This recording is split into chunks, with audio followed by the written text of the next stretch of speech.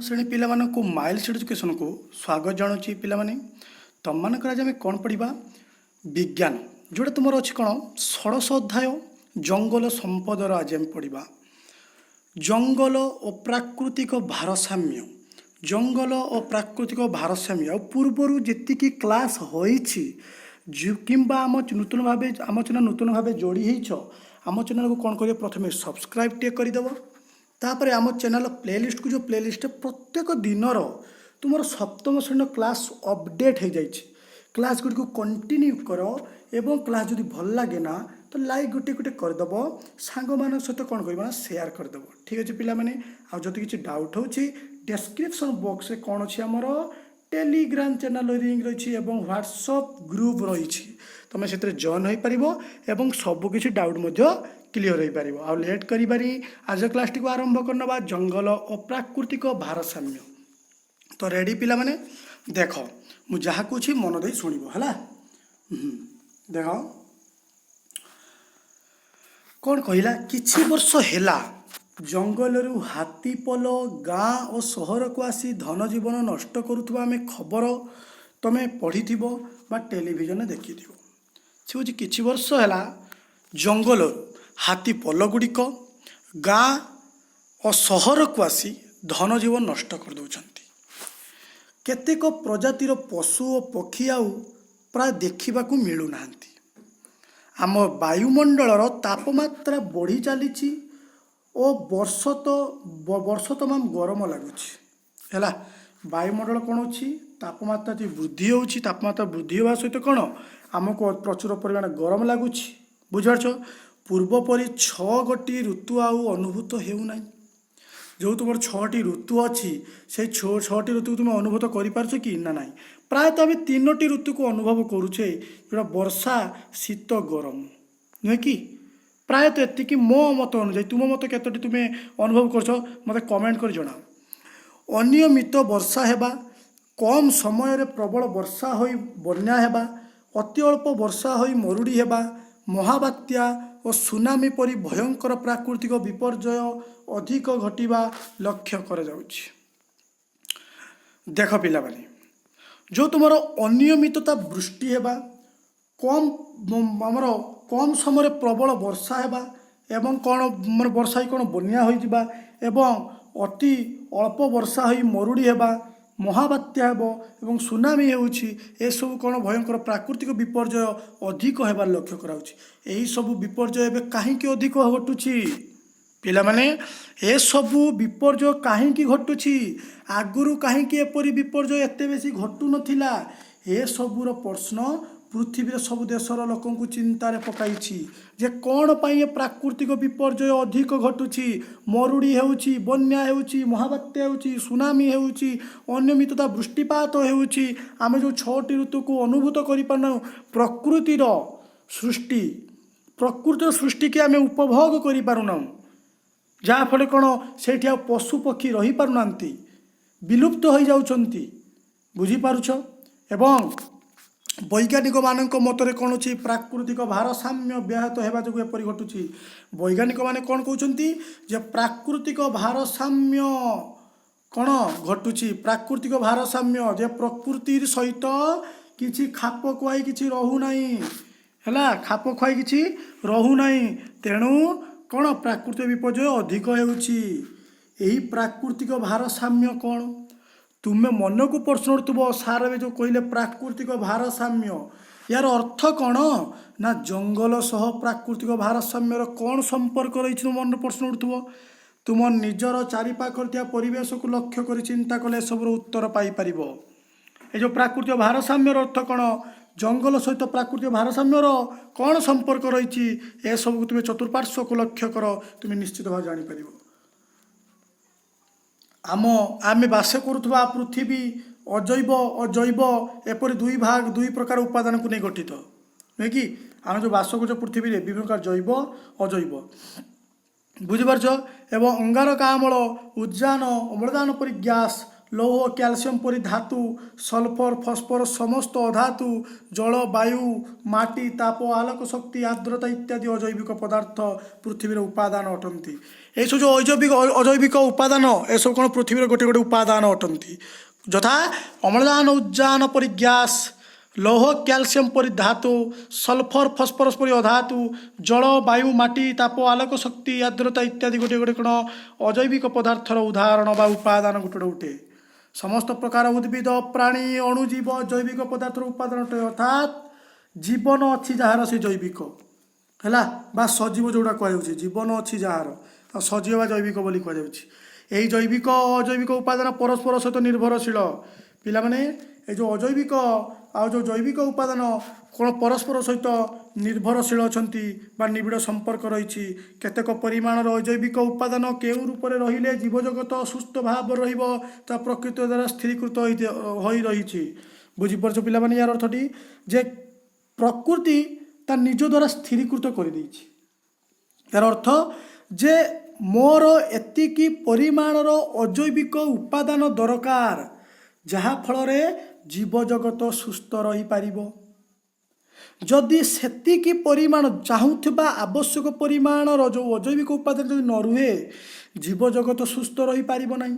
ବୁଝିପାରୁଛ, ସେଇଟା ପ୍ରକୃତି ଦ୍ୱାରା ସ୍ଥିରୀକୃତ ହୋଇଛି। ସେହି ଜୈବ ଉପାଦାନ ଗୁଡ଼ିକର ଅନୁପାତ ପ୍ରକୃତି ଦ୍ୱାରା ହିଁ ନିର୍ଦ୍ଧାରିତ ହୋଇଛି ହେଲା। ଏହି ଆନୁପାତିକ ସଂଖ୍ୟା ପରିମାଣକୁ ସନ୍ତୁଳନ ହିଁ ପ୍ରାକୃତିକ ଭାରସାମ୍ୟ କୁହାଯାଏ। ପିଲାମାନେ ପ୍ରକୃତି ଆମର ଯେତିକି ଆବଶ୍ୟକ କରୁଛି ଅଜୈବିକ ଉପାଦାନ ଜୈବିକ ଉପାଦାନ, ଯଦି ଏହାର ଯଦି ସନ୍ତୁଳନ ନ ରହିବ, ଅର୍ଥାତ୍ ପ୍ରକୃତି ଯେତିକି ଚାହୁଁଛି ସେତିକି ଯଦି ଆମେ ଦେଇ ନ ପାରିବା ପ୍ରକୃତିକୁ, ତାହେଲେ କ'ଣ ପ୍ରକୃତି ଧ୍ୱଂସ ହୋଇଯିବ ବା ସୁସ୍ଥ ଭାବରେ ରହିପାରିବ ନାହିଁ।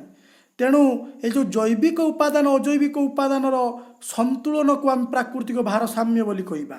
ଏହି ସନ୍ତୁଳନ କୌଣସି କାରଣରୁ ବ୍ୟାହତ ହେଲେ, କୌଣସି ଉପାଦାନ ପରିମାଣ ଅତି ମାତ୍ରାରେ କମ୍ ହୋଇଗଲେ ବା ଅତ୍ୟଧିକ ବଢ଼ିଗଲେ ତାହାର କୁପ୍ରଭାବ ପରିବେଶ ସମସ୍ତ ଜୀବଜଗତ ଉପରେ ପଡ଼େ। ତୁମକୁ ଏ କଥା କହିକି ଆସିଲି, ଯଦି ସେ ପରିମାଣ ଯେତିକି ଆବଶ୍ୟକ ପରିମାଣ ଯଦି କମିଗଲା ତାହେଲେ କ'ଣ ଯେଉଁ ପରିବେଶ ଉପରେ କୁପ୍ରଭାବ ପଡ଼ିବ, ସମସ୍ତ ଜୀବଜଗତ ଉପରେ ମଧ୍ୟ କୁପ୍ରଭାବ ପଡ଼ିବ। ଏହା ଫଳରେ ସ୍ୱରୂପ କ'ଣ ଯେ ଅନେକ ଅସ୍ୱାଭାବିକ ବା ଅପ୍ରାକୃତିକ ଘଟଣା ଘଟୁଛି, ଯେଉଁଟା କ'ଣ ପ୍ରାକୃତିକ ବିପର୍ଯ୍ୟୟ ଘଟୁଛି ଅଧିକ ପରିମାଣରେ। ଉଦାହରଣ ଭାବରେ ନେଇପାରିବା ବାୟୁମଣ୍ଡଳ ଅଙ୍ଗାରକାମ୍ଳର ପରିମାଣ ନେଇପାରୁ। ଆମେ ଆଗରୁ ଜାଣିଛେ ବାୟୁମଣ୍ଡଳରେ ଏହାର ପରିମାଣ ଥିଲା 0.04%, କିନ୍ତୁ ଜନସଂଖ୍ୟା ବୃଦ୍ଧି, ଜଙ୍ଗଲ କ୍ଷୟ, ଅଧିକ ଗାଡ଼ି ମଟର ଓ କଳକାରଖାନା ଯୋଗୁଁ ଅଙ୍ଗାରକାମ୍ଳ ମାତ୍ରା ବୃଦ୍ଧି ପାଉଛି ହେଲା। ତ କେତେ ଅଙ୍ଗାରକାମ୍ଳ ଗ୍ୟାସ୍ ହେଇଗଲାଣି? 78% ହେଇଗଲାଣି ପୁରା। ତ ଇଏ କ'ଣ ହେଉଛି ନା ଏହାର ପରିମାଣ ବଢ଼ିବାରୁ ତାପମାତ୍ରା ବଢ଼ୁଛି ଓ ଶୀତ ଋତୁରେ ଶୀତ ନ ହୋଇ ଗରମ ଲାଗୁଛି। ବୁଝିପାରୁଛ ନା? ବୁଝିପାରୁନ କହ କେମିତି ମଏଶ୍ଚର ଚେଞ୍ଜ ହେଉଛି ହେଲା। ଏବେ ଆସିବା ହାତୀ ପଲ ଗାଁ ଓ ସହରକୁ ମାଡ଼ି ଆସିବା, ଶୀତ ଦିନେ ଗରମ ଲାଗିବା, ଅନିୟମିତ ବର୍ଷା ହେବା ଇତ୍ୟାଦି ଘଟଣା ଗୁଡ଼ିକ ଅସ୍ୱାଭାବିକ ଘଟଣାର ଉଦାହରଣ। ସବୁର ମୁଖ୍ୟ କାରଣ ହେଲା ପ୍ରାକୃତିକ ଭାରସାମ୍ୟ। ହାତୀପଲ କ'ଣ ପାଇଁ ଗାଁ ସହରକୁ ମାଡ଼ି ଆସୁଛି? ଯେହେତୁ ପ୍ରକୃତିର ସୃଷ୍ଟି ଯେଉଁ ଜଙ୍ଗଲ ତାକୁ ଆମେ ନଷ୍ଟ କରିଦେଉଛୁ, ହାତୀର ବାସସ୍ଥାନକୁ ଆମେ ନଷ୍ଟ କରିଦେଉଛୁ, ଅବାଧର ଜଙ୍ଗଲ କାଟୁଛୁ, ଶିଳ୍ପୀକରଣ କରୁଛୁ, ରାସ୍ତାଘାଟ ରେଳ ଲାଇନ ନଗରୀକରଣ ଇତ୍ୟାଦି କରୁଛୁ। ତ ହାତୀମାନେ ରହିବେ କେଉଁଠି? ତାଙ୍କର ବାସସ୍ଥାନ ପରା ଆମ ଜଙ୍ଗଲରେ। ସେ ଜଙ୍ଗଲ କାଟିଦେଲା ଫଳରେ ସେମାନେ ରହିବେ କେଉଁଠି? ସେ ଜଙ୍ଗଲରୁ ବାହାରି ଗାଁ ଗହଳି ସହର ଇତ୍ୟାଦି ଆଡ଼କୁ ମାଡ଼ି ଆସୁଛନ୍ତି ଏବଂ ସେମାନେ କ'ଣ ଧ୍ୱଂସ କରୁଛନ୍ତି। ଶୀତ ଦିନ ଗରମ ଲାଗୁଛି, ଅବାଧରେ ଆମେ ଜଙ୍ଗଲ କାଟୁଛୁ, କିଛି କ'ଣ ଆମର ବାୟୁମଣ୍ଡଳରେ କ'ଣ କିଛି ସନ୍ତୁଳନ ବଜାୟ ରଖୁନାହିଁ, ବାୟୁରେ ସନ୍ତୁଳନ ବଜାୟ ରଖୁନାହିଁ। ସେଥିପାଇଁ ଶୀତ ଦିନ ଗରମ ଲାଗୁଛି, ଅନିୟମିତତା ବର୍ଷା ହେଉଛି। ବୁଝିପାରୁଛ? ତେଣୁ ଏସବୁ କ'ଣ ଅସ୍ୱାଭାବିକ ଘଟଣା, ଅର୍ଥାତ୍ ଏସବୁର ଦାୟୀ କିଏ? ନା ପ୍ରାକୃତିକ ଭାରସାମ୍ୟ ବ୍ୟାହତ ହେଉଛି। ତ ପ୍ରାକୃତିକ ଭାରସାମ୍ୟ ରକ୍ଷା କରିବା ଜଙ୍ଗଲର ଏକ ମହତ୍ତ୍ୱପୂର୍ଣ୍ଣ ଭୂମିକା ରହିଛି। ତେଣୁ ଜଙ୍ଗଲକୁ ଅବାଧରେ କାଟ ନାହିଁ। ଜଙ୍ଗଲ ହିଁ ଆମର ଗୁରୁତ୍ୱପୂର୍ଣ୍ଣ ଭୂମିକା, ଯାହାକି ପ୍ରାକୃତିକ ଭାରସାମ୍ୟ ରକ୍ଷା କରିବାରେ। ଜଙ୍ଗଲ କମ୍ ହେଲେ କାହାର ପରିମାଣ କମିଯାଏ ଓ କାହାର ବଢ଼ିଯାଏ ତୁମେ ଜାଣିଛ। ଯେଉଁ ହାର ଜଙ୍ଗଲ ପରିମାଣ କମି ଚାଲିଛି, ଏହିପରି ଆଉ କିଛି ବର୍ଷ ହେଲେ ପ୍ରାକୃତିକ ଭାରସାମ୍ୟ ନଷ୍ଟ ହୋଇଯିବ ଏବଂ ସମୟକ୍ରମେ ପୃଥିବୀ ପାଇଁ ଆଉ ଏକ ବାସଯୋଗ୍ୟ ହୋଇପାରିବ ନାହିଁ। ଏ ପୃଥିବୀରେ ସମସ୍ତେ ବାସ ହୋଇପାରିବ ନାହିଁ, ସମସ୍ତେ ରହିପାରିବେ ନାହିଁ, ଯେହେତୁ ଜଙ୍ଗଲ ନଷ୍ଟ ହୋଇଗଲେ। ତାପରେ କ'ଣ ଦେଇଛି ଜଙ୍ଗଲ କିପରି ପ୍ରାକୃତିକ ଭାରସାମ୍ୟ ରକ୍ଷା କର ତଳେ ଦିଆଯାଇଛି କିଛି ପ୍ରାକୃତିକ ପ୍ରକ୍ରିୟାକୁ ଲକ୍ଷ୍ୟ କର। ଦେଖ ଜଳଚକ୍ର ଜଙ୍ଗଲର ଭୂମିକା ଚିତ୍ରଟିକୁ ଲକ୍ଷ୍ୟ କର ବୁଝେଇ ଦେଉଛି ଭଲ ଭାବରେ।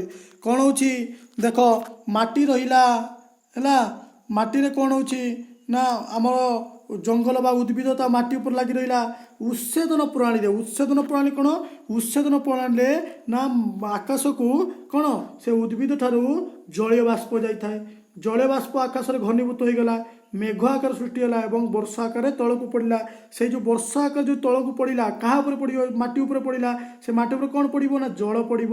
ବୁଝିପାରିଲ ନା ବୁଝିପାରିଲନି କୁହ। ଯାହାଫଳରେ କ'ଣ ଏଇଟା କ'ଣ ଚକ୍ରକାର ପଦ୍ଧତିରେ ଘୁରୁଛି, ତେଣୁ ୟାକୁ ଆମେ କ'ଣ କହିବା ଜଳଚକ୍ରର ଜଙ୍ଗଲର ଭୂମିକା କେମିତି ଜାଣିପାରୁଛ। ତେଣୁ ଜଙ୍ଗଲ ନଷ୍ଟ କରିବ କି ନା, ତାର ସେ ଅମ୍ଳଜାନ ଅଙ୍ଗାରକାମ୍ଳ ଚକ୍ରରେ ଜଙ୍ଗଲର ଭୂମିକା କ'ଣ ରହିଛି ଦେଖ ନା। ପ୍ରଥମ ରହିଲା କ'ଣ ଜଙ୍ଗଲ ରହିଲା, ଜଙ୍ଗଲରୁ ଖାଦ୍ୟ ପ୍ରସ୍ତୁତ ହେଲା, ଖାଦ୍ୟ ପ୍ରସ୍ତୁତରୁ ଅମ୍ଳଜାନ ବାହାରିଲା, ଅମ୍ଳଜାନ ଆମେ ନେଲେ, ଅମ୍ଳଜାନ ବାୟୁରେ ମିଶିଲା, ବାୟୁରେ ଜୀବମାନଙ୍କର ଶ୍ୱାସକ୍ରିୟା ହେଲା, ଅମ୍ଳଜାନ ନେଲେ ଏବଂ ନିଶ୍ୱାସର ଅଙ୍ଗାରକାମ୍ଳ ଛାଡ଼ିଲେ। ସେଇ ଅଙ୍ଗାରକାମ୍ଳ କିଏ ନେଲା ଜଙ୍ଗଲ ବା ଉଦ୍ଭିଦ ନେଲା। ବୁଝିପାରୁଛ ନା ନାଇଁ କୁହ। ତେବେ ଅମ୍ଳଜାନ ଅଙ୍ଗାରକାମ୍ଳ ଚକ୍ରରେ ମଧ୍ୟ ଜଙ୍ଗଲର ଭୂମିକା ଗୁରୁତ୍ୱପୂର୍ଣ୍ଣ ରହିଛି। ଜୈବିକ ଉପାଦାନର ତୁମର ଜୈବିକ ଉପାଦାନ କ'ଣ ରହିଛି ଲକ୍ଷ୍ୟ କର ଟିକେ। ଜୈବିକ ଉପାଦାନ କ'ଣ ରହିଛି ଦେଖିବା ଟିକେ। ଜୈବିକ ଉପାଦାନ କ'ଣ ରହିଛି ଦେଖ। ଜୈବିକ ଉପାଦାନର ଭୂମିକା କ'ଣ ରହିଛି ଦେଖ। କ'ଣ ରହିଛି ନା ପ୍ରଥମ ଜଙ୍ଗଲ ରହିଲା, ଜଙ୍ଗଲରେ କ'ଣ ରହିଲା ନା ପ୍ରାଣୀ ଓ ଉଦ୍ଭିଦଙ୍କର ମୃତ ଶରୀର ପଡ଼ି ରହିଲା ହେଲା। ମୃତ ଉଦ୍ଭିଦ ଶରୀର ତାପରେ ପଡ଼ିଲା, ତାପରେ କ'ଣ ଅପଘଟକ ହେଲା, ଅପଘଟକ ମାନେ ଅପଘଟନ କରିଦେଲେ।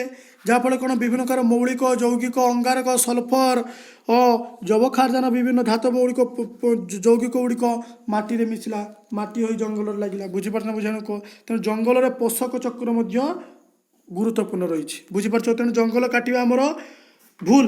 ବୁଝିପାରୁଛ ନା ନାଇଁ କୁହ। ଏହି ସବୁ ଚକ୍ରକୁ ପରିବେଶୀୟ ଚକ୍ର ବୋଲି କହିଥାଏ। ଏସବୁ ଚକ୍ରକୁ କ'ଣ କୁହାଯାଉଛି ପରିବେଶୀୟ ଚକ୍ର ବୋଲି କୁହାଯାଉଛି।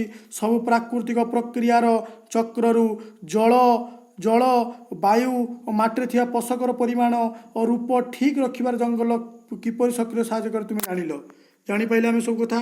ତ ତୁମ ପାଇଁ କାମ ପାଖରୁ ଆମେ ଆଉ ଗୋଟିଏ କ୍ଲାସ୍ ଓନ୍ଲି ଗୋଟିଏ କ୍ଲାସ୍ ହେଲେ ତୁମର କ୍ଲାସ୍ଟି କମ୍ପ୍ଲିଟ୍ ହେଇଯିବ ହେଲା।